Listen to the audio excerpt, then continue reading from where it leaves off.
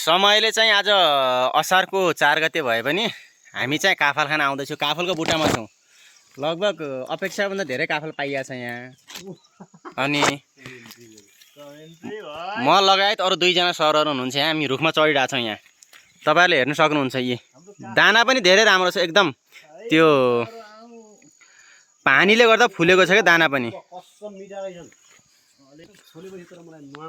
हेर्नु सक्नुहुन्छ तपाईँहरू। यसरी टिपिराख्नु भएको साथीहरूले। अहिलेसम्म कति टिपौँ भन्दाखेरि हेर्नुहोस्, लगभग 300 ग्राम जति भयो होला है। 300 ग्राम। ओहो, पल पराएर छ यता यार। यो त पल परे नराख यार। ल हेरौँ, काफलको बुट्टामा छौँ हामी। यता हेरौँ, उहाँ चाहिँ हाम्रो डोटीको सर हुनुहुन्छ। झन्डै 15 वर्षको अनुभव छ काफल टिपाइमा उहाँको। अनि अलिकति डर छ यो काफलको बुट्टा भाँचिन्छ कि भनेर, वेट बढी छ। जे होस्, राम्रै रहेछ काफल। बर्खा लाग्दा पनि यति धेरै काफल पाउनु, यस्तो क्वालिटीको काफल पाउनु भनेको एउटा आफैमा उपलब्धिपूर्ण रहेको छ। हेर्नुहोस् ल भिडियो। ल हेर्नुहोस्। Hello hello. यता हेरिदिनु सर, खै तपाईँ पनि एकचोटि खै। ल के छ तपाईँ हातको देखाइदिनु न। मैले त थोरै टिपेको छु है। थोरै होइन, टिप्न त बिस्तारै टिप्नु पर्यो। एक नासे लाएर हेर्नुहोस् त यता। जता कता काफले हेर्नुहोस्। ल हेर्नुहोस्, यस्तो काफल कहाँ पाइन्छ होला।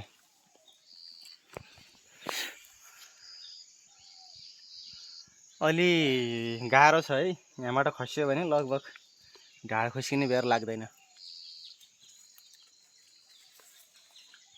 हाम्रो उहाँ चाहिँ देवकोटा सर हुनुहुन्छ। साथीहरूले नजाने अब यस्तो सिजनमा पनि के काफल पाइएला र भनेर मलाई चाहिँ अब भनिराख्नु भएको थियो।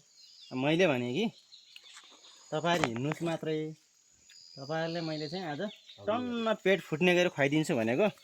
जे होस्, साथीहरूले चाहिँ विश्वास गर्नुभयो। अहिले आएर तलबाट हेर्दा खासै देखिएको थिएन, माथि चाहिँ रहेछ। लगभग हामीले सबै टिप्यौँ भने कति आधा केजी जति होला होइन? आधा केजी बढी होला। यसरी कति खानु त अब काफल। अब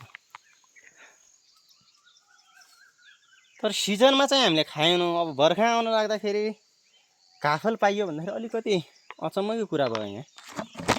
सिजनमा चाहिँ गाली मात्रै खायौँ भनेर भएन।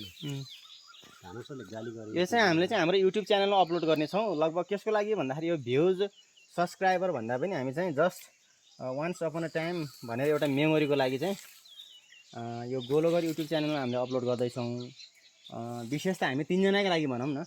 यो 20 वर्षपछि हेर्दा पनि कुनै समयमा साथीहरू चाहिँ यसरी हामी चाहिँ यो ठाउँमा बसेर टिचिङ गर्दै घुमफिर गर्दै काफल खाँदै बसेका थियौँ भनेर चाहिँ स्मरण होस् भन्ने हिसाबले चाहिँ मैले चाहिँ यो अहिलेको यो माहौललाई चाहिँ यो मेरो क्यामेरामा कैद गरिरहेको छु। लिनु छ सर। ल खै कति भेट्यो। त्यस्तो अलि सानो सानो फाल्दिने क्या हामीले यार। रातो रातोमा टिप्नुपर्छ। ठिक हुन्न यस्तो।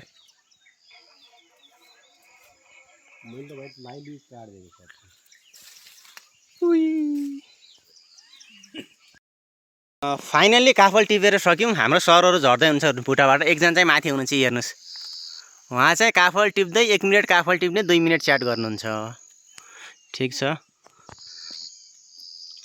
हेर्नु सर।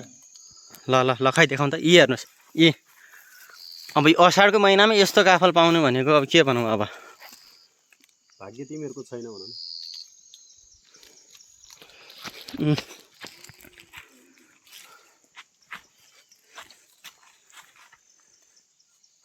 ल झडम अब यति खाए पुग्छ। आजलाई पुगिहाल्छ। यति भए पुग्दैन रे यार।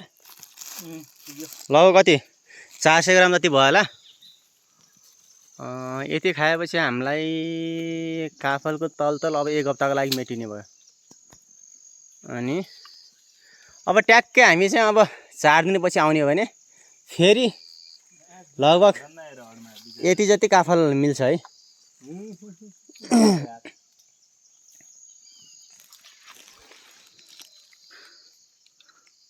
अरू जम पार्न सकिँदैन जम नानो सायद चिप्लो होला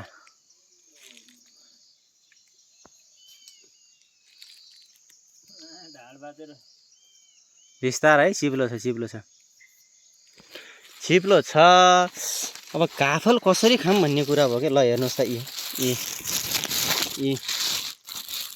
बुढा साइले भिडियो बनाउँछु तिमी लोडाऊ एकचोटि ल ल ल यी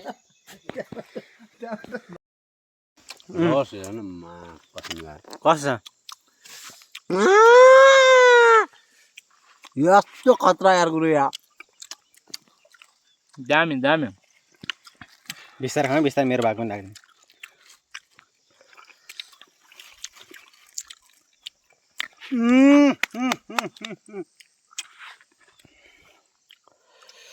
कसम से यार यस्तो दामी हो यार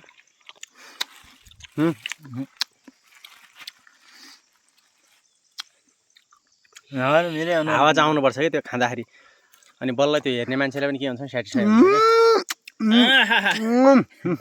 त्यो आर्टिफिसियल होइन कि त्यो नेचुरल आउनु पर्यो नि त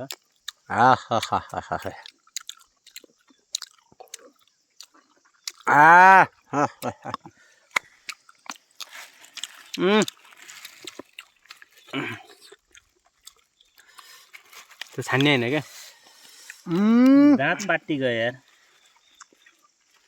मलाई त पाटिँदैन तर काजु पनि टिप्यो नि साथीहरूले यार